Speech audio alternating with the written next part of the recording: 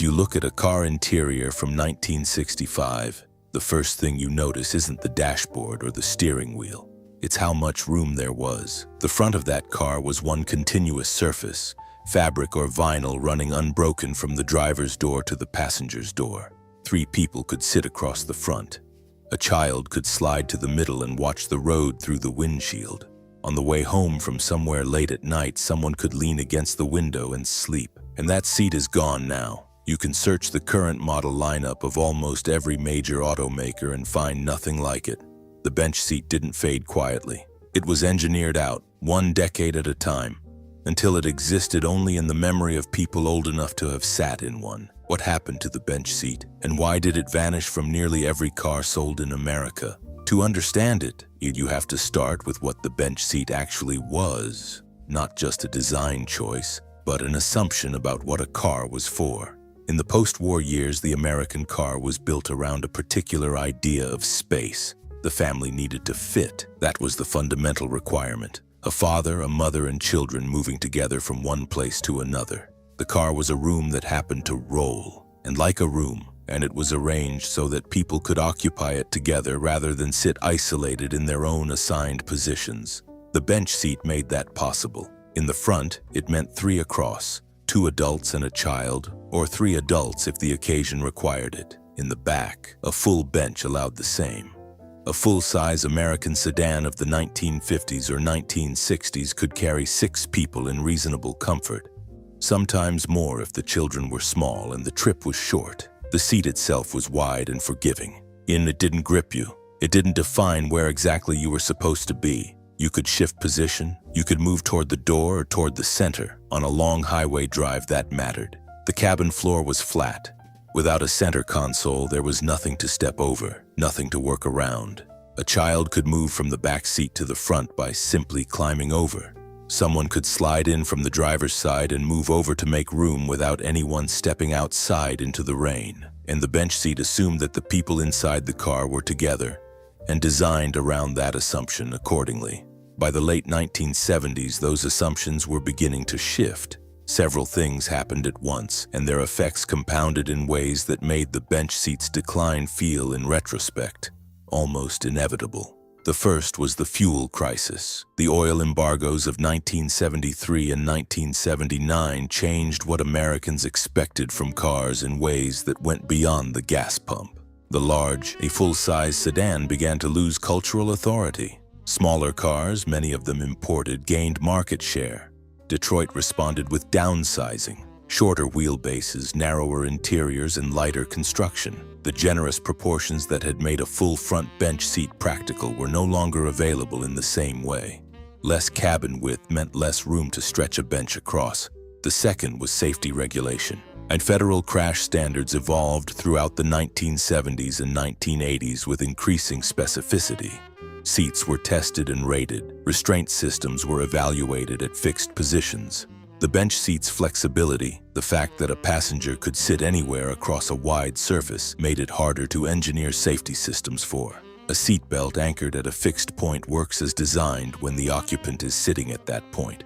On a bench, they might not be, and as side impact standards and airbag requirements grew more complex through the 1980s and into the 1990s, designing around a movable occupant became harder to justify.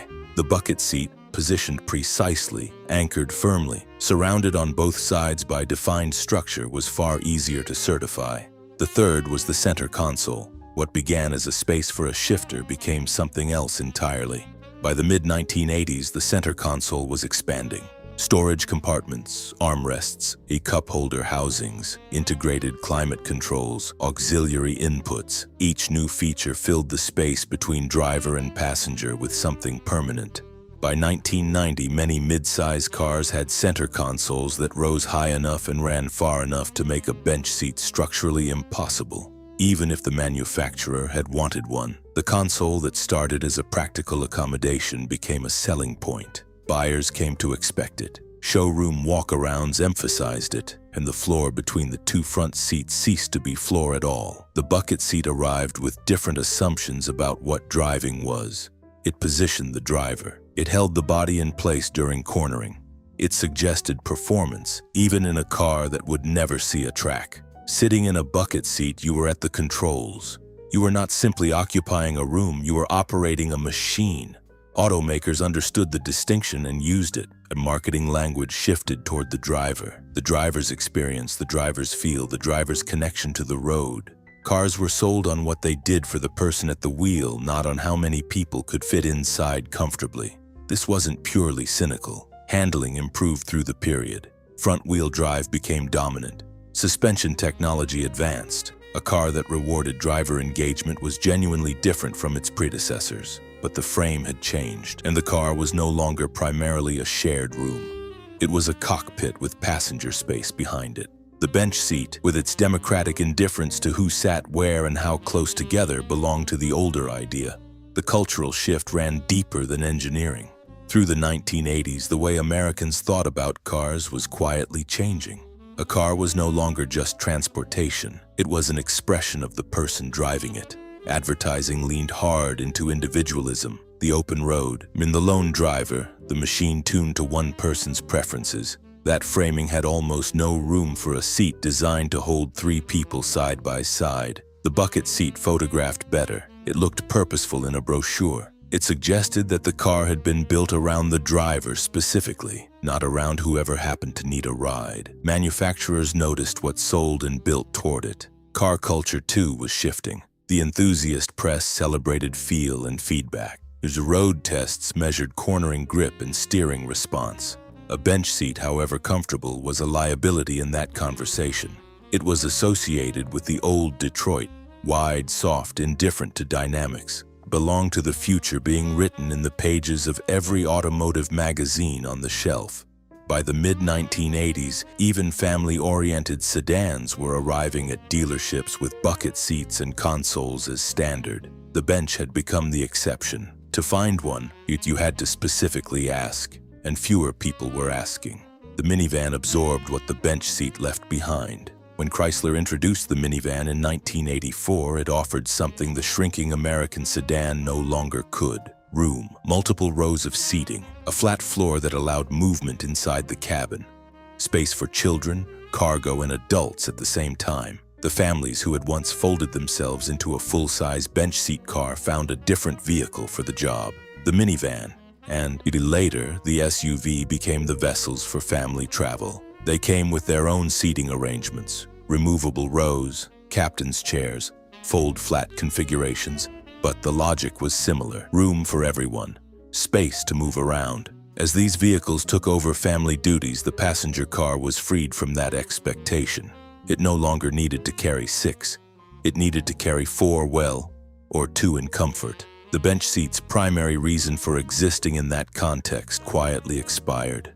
By 1990, and the front bench seat had largely disappeared from passenger cars. It lingered in trucks and full-size vans where cab width still allowed it, and working use cases still required it. A third occupant in the center of a pickup cab, or a flat surface for equipment and gear. In those vehicles, it survived another decade or more. In the sedan, it was already a rarity. Manufacturers who had offered it as a standard feature made it optional, then removed it from option lists entirely.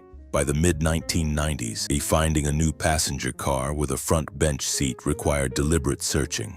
What remained in the showrooms was bucket seats, a center console, and a cockpit arrangement designed for one person at the wheel and one beside them, each in their own defined position, separated by a foot of armrest and storage housing. The last holdouts told their own story. Fleet vehicles, base model police cruisers, the occasional full-size Chevrolet or Ford sedan ordered without options. And these were cars bought for utility, not aspiration. The bench survived longest where nobody was trying to impress anyone. Where the job was simply to move people from one place to another, the old seat still made sense. Everywhere else, it had already been replaced by something that looked more like progress.